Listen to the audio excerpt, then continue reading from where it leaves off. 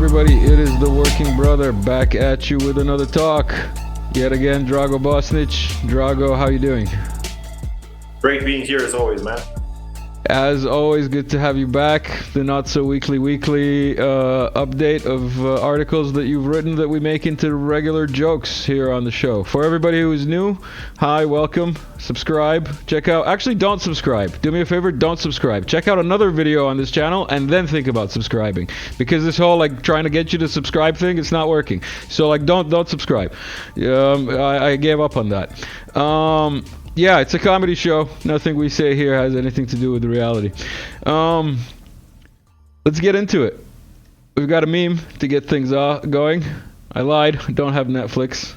Take your shoes off. We're going to listen to Russian numbers radio stations on shortwave radio. Drago, you've written a couple of articles here. NATO doing its thing, being provocative. Yeah. No-fly zones over Kiev. What do you want to tell us about that? Yeah, like just what the title says, there are some NATO generals and NATO countries' officials and presidents and prime ministers who are essentially dreaming about some sort of like a no-fly zone over Western Ukraine, where they would, set up all sorts of air defense systems, and I presume fighter jets that are going to provide, cover for those air defense systems. The only problem is,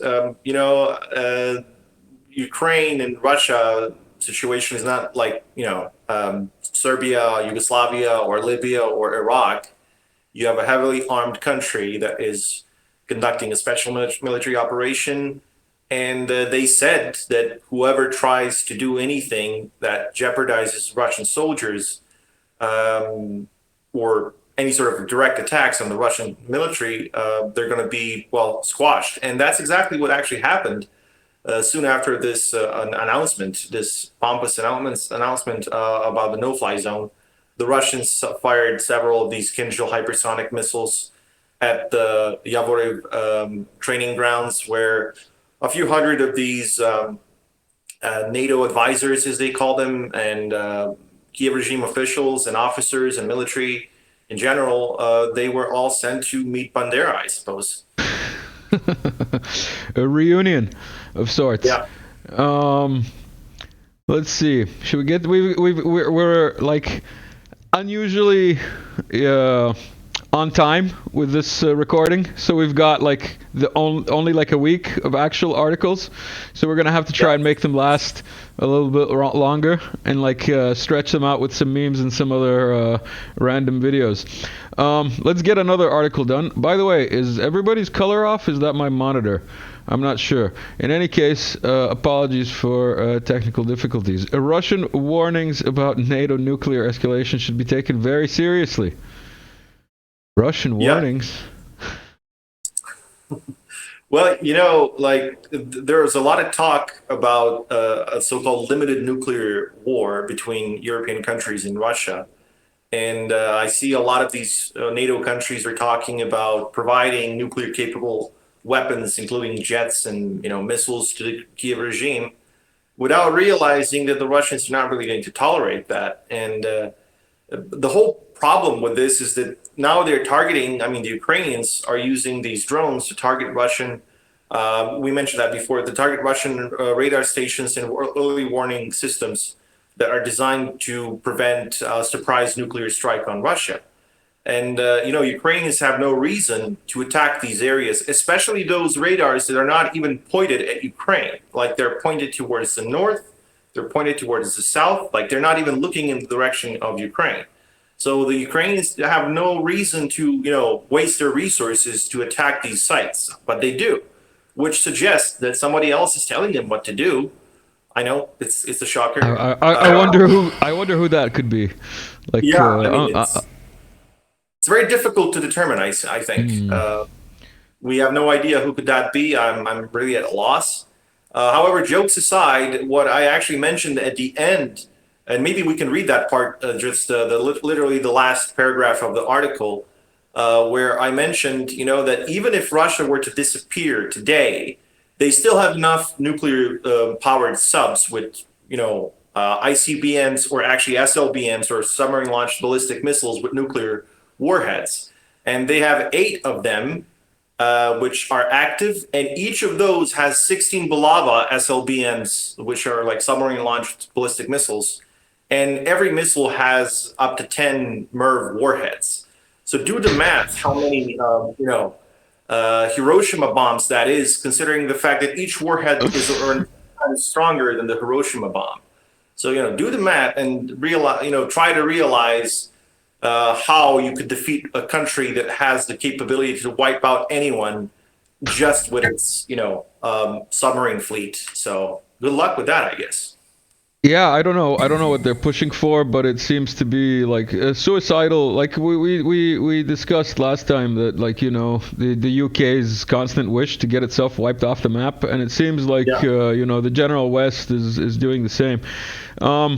We don't have any articles on the subject, but we've got some memes on the subject. Netanyahu charging me for war crimes in Gaza is like charging Bush for 9/11. Actually, that's what we wanted to talk about. You know what I mean? Also, we've got some Elon Musky Musk, how it started. And how it's going. Yeah, I don't like Musk. I never did. Also, this stuff is... why are all these memes getting cut off? Hold on. We've got to sort this out. In the meantime, we'll go do an article. Where is this next article? Oh, yay. Could the U.S. have used the kill switch to assassinate Raisi? Yeah, in the meantime, there's been some new evidence that suggests that they had kill switches in these aircraft. And I mean, these Bell 212 helicopters that they exported to Iran in the late 1970s before the revolution.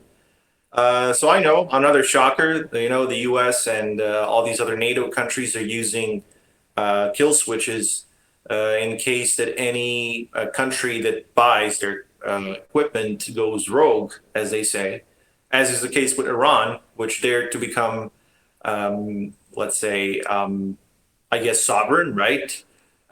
So, what, Raisi, and this is what I wrote in the article, Raisi is an important guy. I mean, he wasn't just a president of Iran. He was also slated to become the new Ayatollah, which is the true leader of the country.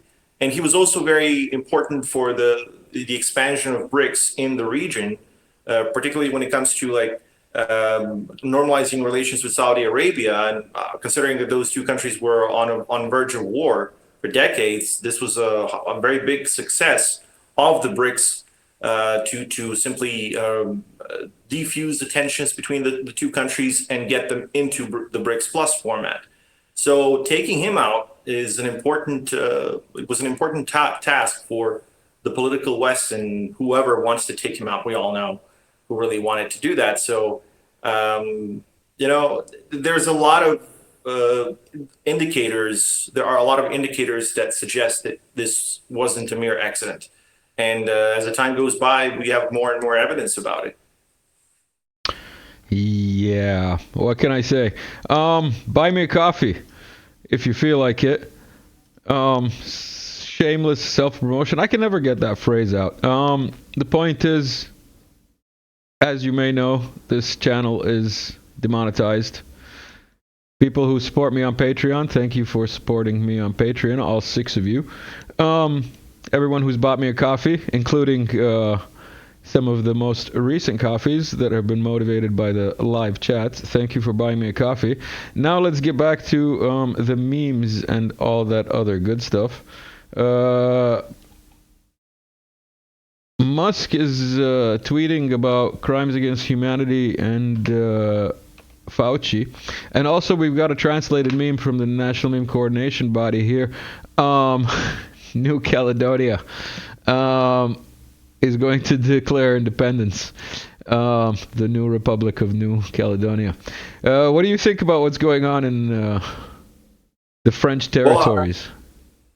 Yeah, the French territories. I mean, that's the funniest part. I have to say, because all these territories that they took. I mean, the European colonizers that they took around the world. It's the most hilarious thing when such countries try to accuse someone else of being a genocidal, nation, like they do that to us all the time. Uh, is there any indigenous culture that hasn't been destroyed or severely weakened to a point of living in reserves? Uh, is there any other native nation that has come under the control of Western countries that hasn't been destroyed or simply reduced to nothing, almost nothing, where they're like animals kept in zoos or something? And they were also doing that, by the way. We already talked about it Yeah. when they were keeping black kids and black families in these so-called human zoos. And as late as 1958, at the time when Serbia was simply getting a lot of these African students to our own city, capital city, where they were studying, where we financed their studies at universities, and treated them like human beings as they are. So but of course, the West finds it appropriate to lecture us about human rights and how we should behave ourselves, and how we should live our lives. It's hilarious, to be honest. Lots of projection going on, let's put it that way. So Macron's futile attempt to disguise additional NATO soldiers as advisors. Advisors. Yeah. Tell me more. Tell me more, as if I don't know. Yeah. Yeah, I mean, the another insane thing is that they think that their advisors will be safe, from the Russians if they just call them advisors. If all they have to do is advise the Ukrainians on how to kill the Russians might not pull the trigger, right? Well, wrong, as the Russians have proven with their hypersonic missiles repeatedly. I want to stress, because there's been hundreds of dead, proven dead Yeah, foreign French. mercenaries, NATO personnel, because they usually tend to go to hotels, and then the Russians find out about this. I wonder how, because they don't have any intelligence services and no satellites and nothing. It must be Yeah, like I think even random. without the intelligence services and the satellites, the fact that all these retards are posting selfies on like Yeah, pizzerias, um, yeah, just shows that the waiting staff is all army. I mean yeah. advisors. Um, Advisors, trainers, and all that. Yeah, sure. I mean, all those nice people. I couldn't imagine why anyone would want to kill them. I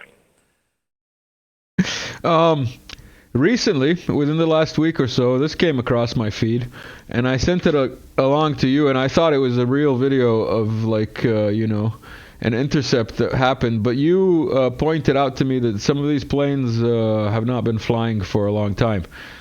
yeah. So this was fake news. Whoever Yeah, I mean, posted we and could shared see this. it's the SR-71 reconnaissance aircraft, which was indeed a marvel of engineering when it was made back in the late 1960s. It was I mean, it still is the fastest non-combat military aircraft that ever existed. That's essentially an airplane. The real fastest one that could be armed is of course the MiG-25, and it could intercept this thing. However, this thing is not really important anymore and hasn't been for decades, because you have reconnaissance satellites. So why would you waste your resources and risk a potential war or a potential confrontation of any kind by sending this thing, which can fall apart in midair because of its speed and because of overheating everything else, when you could just use those satellites? And the point is, this video looks too good for me to think it's real, because the most recent videos of these things that we have are like 25 to 30 years old at this point, and that's exactly how long they haven't been used for the reconnaissance, military reconnaissance purpose that we're talking about. And then you look at the Russian jet that is intercepting this thing, and you can see it's either an Su-35S or possibly an Su-27 SM-3, which both of those jets were not even in service when the SR-71 was retired. I mean, the Su-27 was, but the SM-3 variant wasn't. So, I have no other conclusion other than it's a fake. Yeah, yeah. Um, speaking of things that came across my feed, this morning I saw this. Americans, this is from Cuba. right there near you. I heard it's about 180 kilometers, something like that. Something like that. And the And Zircon this has is a Zircon carrying ship, right? yeah, Admiral Gorshkov to be precise. So this thing carries carries the Zircon missiles, which have a varying range that goes up to 2,000 kilometers. Let's say it's 1,500, just for the heck of it, but that's more than enough range to reach Washington D.C. in a couple of minutes. So, you know, if they really want a war with Russia, as I said before, go ahead. Let's see what let's see what happens. Fuck around and find out. Fuck around and find out, indeed. We've got this is a comedic clip. This is Kharkov getting ready to getting ready for the Russians. Watch. It's quite funny. Came across my feed. Buy me coffee in the meantime. Fuels the show.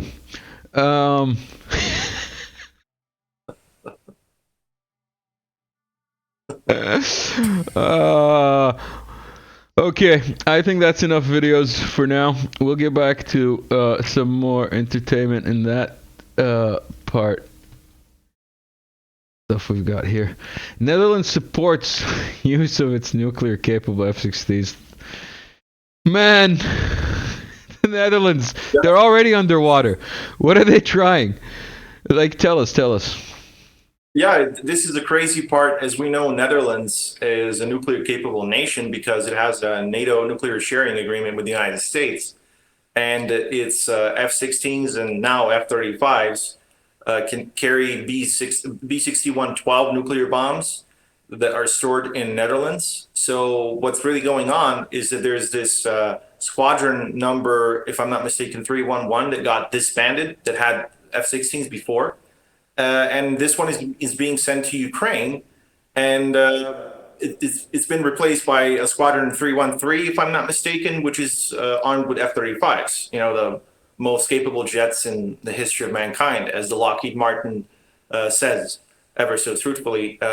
Anyway, so the point is, why is the Netherlands sending these decommissioned nuclear-capable F-16s? Because those things are not really good, you know, because they're too old and too not capable enough against, you know, top of the line Russian fighters. So why are they sending this? It makes no sense unless what they're sending is going to come with some tactical nuclear weapons, because that's the only way in which the Kiev regime can stop the Russians at this point. Because now they're mobilizing old people. I think a lot of people already have seen images of guys in their 50s, maybe even 60s, who are undergoing training in Western Ukraine. All of them, they look very, very motivated, you know, with a high morale and ready to fight the Russians. And I'm pretty sure people will understand what I'm talking about when they see their faces. If I knew you were gonna talk about this, I would have had some of those pictures ready. I came across those pictures the other day, and man, it was depressing. Like, it was one of the last things I saw as I was scrolling my feed, and it's depressing, man. Even if they're the enemy, even if they're like whatever, it doesn't matter. Even if they're Nazis, they're fucking 80 years old, like 70 years old. You know, like you can see that these old men, like the caption said, basically, like, they couldn't run away and they couldn't fight off the recrutists like the younger people are doing in some of the Ukrainian towns and villages. It was extremely sobering, let's put it that way. Well, I mean, if you just look at their faces, I don't even think they're Nazis. I don't think these people have any ideology at this point in their lives. Because they look way too frightened and tired and lifeless to have any sort of an ideology. Because if somebody has an ideology, you can see it. Oftentimes, you can see it on their faces. However, all I see on the faces of these guys is just, you know, let me go. I just want to go home and watch TV and drink my beer or whatever. So it's Yeah. sad. And, I just want to make it clear. I don't see the Ukrainian people as enemies. I think they are occupied, just like a lot of other countries are occupied. In Yeah. fact, I think Ditto. a lot of Russians see them as their own people, which they are essentially, historically and biologically and linguistically, whatever you name it. So this is why I always use the terms like the Kiev regime and the fans of nuts, because Yeah. I think they're just, most Ukrainians are just victims of all this, just like the rest of us, I guess. A high percentage, yeah. Especially like you said, with these people who, have obviously been farmers their whole life, or like, have like, you can see it on their faces that these are like, manual laborers that are, like you said, not ideologically motivated. In any case, this is a comedy show. Write down I received 31 Abrams, but these are just boxes. Now write down destroyed in battle. And that basically sums up the West's support. But man, New those are the York best Times. things ever. They are the best tanks ever. Except those are like the old versions. Oh, Right. did you see that thing? I wish I had that thing loaded. Maybe I'll load it while you go on a rant. But the point is, Real Reporter. Real Reporter did like this piece where he dug into some guy who tried to dox him. Oh my God, it was brilliant. I'll have to find it so I can find a clip. New York Times admits U.S. long-range weapons already attacking Russia. Putin vows response. Okay, Putin vows response. Yes, we've heard that. But New York Yeah. Times admits, like, wow, oh my God, no, really? Tell me, Yeah. Drago, what did they just admit to here? Yeah, well, I mean, they're talking about the fact that these ATACMS missiles, which can be launched from HIMARS and Mars MLRS or multiple launch rocket systems, I mean, these are not essentially rockets, as NATO military nomenclature says. They are missiles. So in the English language, we have the difference between rockets and missiles in the sense that missiles are usually bigger and they have their own guidance and other systems that make them deadlier than just regular rockets. So HIMARS is, I mean, calling it an MLRS is more like a, let's say, media term. This is like a multifunctional system that can fire both missiles and rockets. So this is what makes it, this modularity makes it, let's say, capable. However, it's a lot of the news that we hear about the HIMARS is simply hype, where a lot of the things that the Ukrainians do with their Soviet era systems are attributed to HIMARS or the Patriot if it's air defense, because that boosts the sales of the military-industrial complex of NATO countries, especially the United States. So, in that regard, it's expected that we will hear that let's say the ATACMS destroyed the S-400, S-300, or the Su-57 as they're claiming now. So of course, there's no propaganda there at all. We can expect that it's all true because they keep saying the truth all the time. I can't believe that anyone would not believe NATO media. Of course. Anyway, jokes aside, the whole point is that now they're essentially talking about it openly, that they have allowed the use of the HIMARS and ATACMS missiles against Russian targets, which are, let's say, closer to the border. So before that, it was never, they were saying like never the, undisputed Russian territory, only the areas in what they think is Ukraine. Now it's only a few hundred kilometers inside Russia, but no Moscow, no St. Petersburg, and so on. The next will be probably, oh, yes, Moscow, yes, St. Petersburg, yes, anything. So it's like, it's like boiling the frog. It's one step at a time until you get to what? World War III, I guess.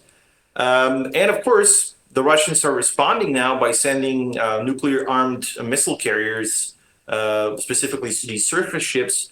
But more importantly than the surface ships, the Russians are sending a lot of these submarines closer to the U.S., which are uninterceptable because you can't even find them, let alone intercept them. So that's, I guess, part of the response. And one of the few things that Putin said he will do as a response is to send these long-range missiles, specifically anti-ship missiles, to, he said, other regions of the world which are unfriendly to the political West. So you can imagine what those New regions are. Caledonia. New Yeah, New Caledonia. Caledonia, The, for example. the new Soon, I Russian guess. Republic. The new Russian Republic of New Caledonia. Yeah, The yeah. New Caledonian Either Republic way, of the Russian Federation. either way, I wouldn't really want to be a U.S. or British, naval officer or sailor on any ship sailing through I guess, the Red Sea and the Gulf of Aden, because the Houthis might soon get some really, really, Advanced dangerous. anti-ship missiles. Yeah, it would be Yeah, fun to see the Houthis take some Zircons for a spin. In any case, I just want to pop up this, like, it's not even a meme, it's like a tragedy, but it's a meme. Peaceful immigrant and supremacist. This is Germany. I just wanted to like pop that in front of you because that also happened. We don't need to discuss it. It's like those kitty diddlers. One of the subscribers was messaging me in private with like 15 different suggestions on like names that I can use on YouTube, but I forgot most of them. Some of them were good for those like map people. This is another thing that came across my feed. Jewish ethnic cleansing, know what it's talking about. The Jewish population in Arab countries. It's funny how like the Iraqi population of Jews today is 7. Like whoever came up with these numbers is extremely, extremely precise. But yeah, this is some, what can I say?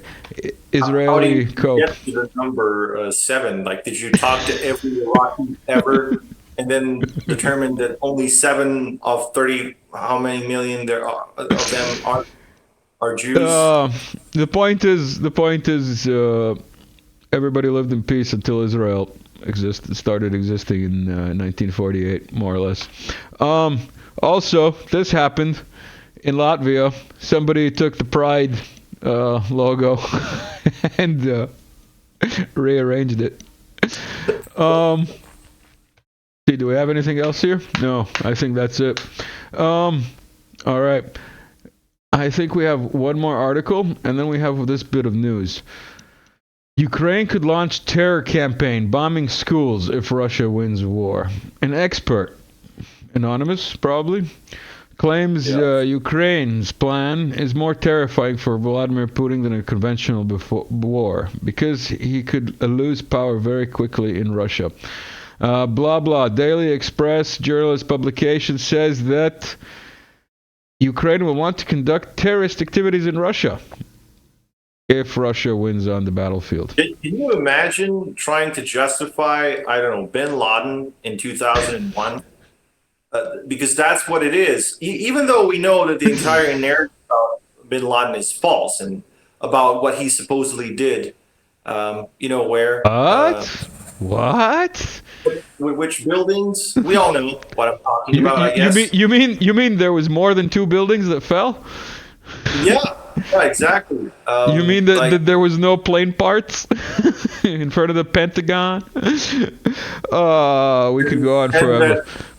That, the fire that essentially can melt DNA doesn't melt plastic passports and IDs.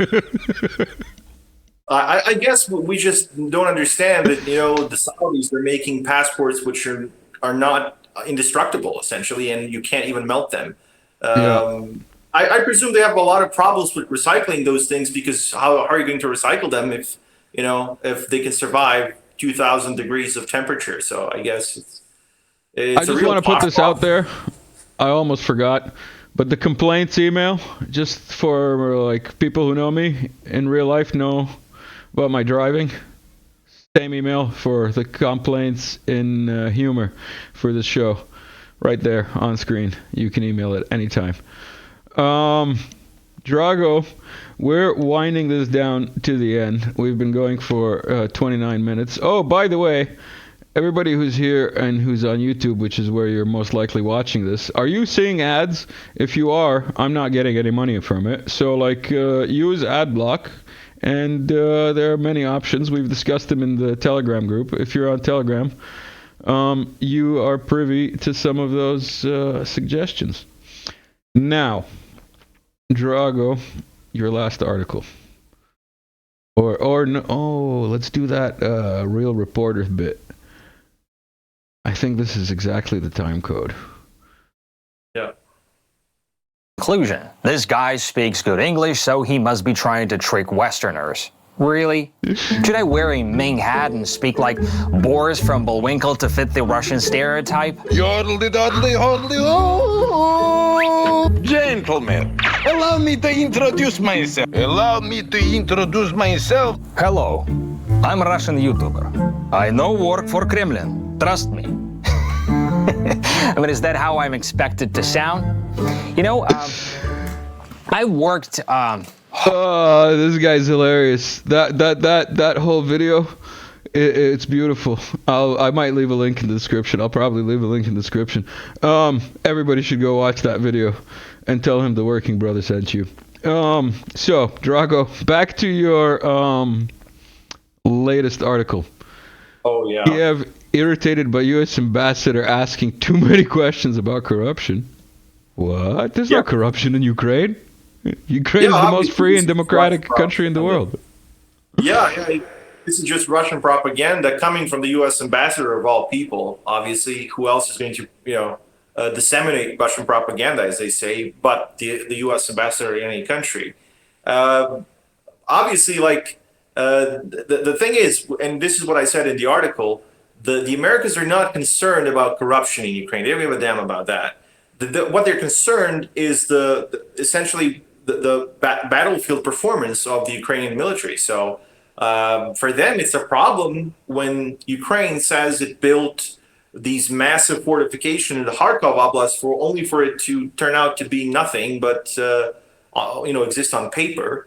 And now the same is happening in Sumy Oblast, which is in the northeast, the same could be true for other areas along the Belarusian border. So the Americans are quite upset that tens of billions or hundreds of billions of dollars, actually at this point, have been spent on supercars, villas, prostitutes, and all these other goodies instead of building fortifications that are going to stop the evil Russians.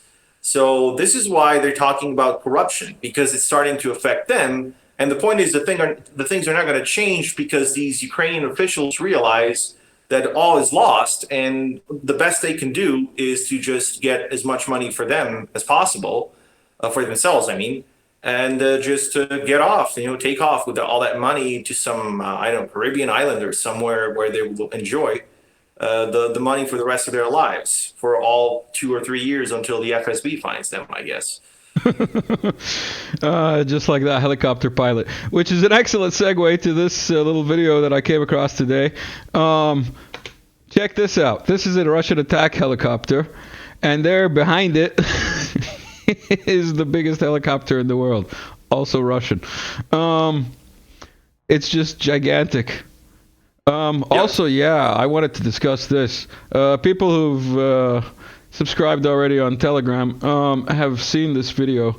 This is the new Toyota Tundra with convoy defeating MLRS drone swarm individually targetable option. Do you think we're far away from this, Drago? I've actually seen that video. There was a series of various videos with all sorts of these very, let's say, high-tech concealed weapons that are destroying entire convoys. I think it's been at least 6 or 7 years I've seen that video, maybe even longer. I can't remember exactly. I think I know what you're talking about. It's like one where it's like a container that opens up and has becomes a drone and has a rocket launcher from inside the container, basically. Exactly. There's also one where it's these sort of drones or UGVs, unmanned ground vehicles, are falling from a transport airplane, and they're essentially turning into tank destroyers, but they're very low profile, very difficult to detect and destroy.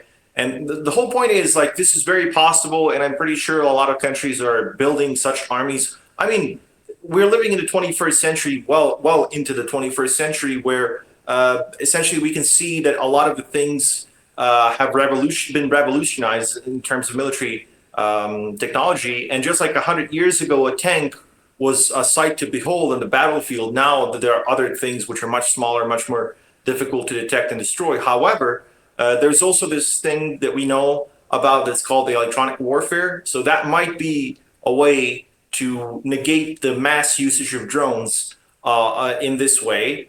I presume this is going to be the future of warfare on a tactical level because it's simply very cheap, very effective.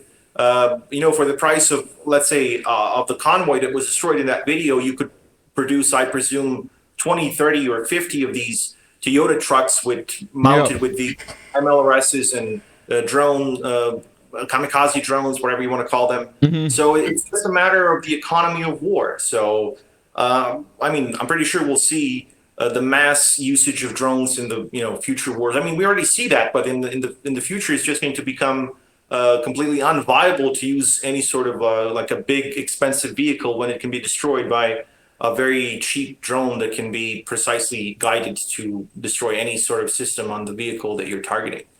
Speaking of, we got footage here from a Russian drone filming Ukrainian Yak-2, I believe, that's going drone hunting. And they're actually flying these biplanes, or they're not biplanes, they're monoplanes. But the point is they're flying these like World War II airplanes and shooting down Russian drones with machine guns.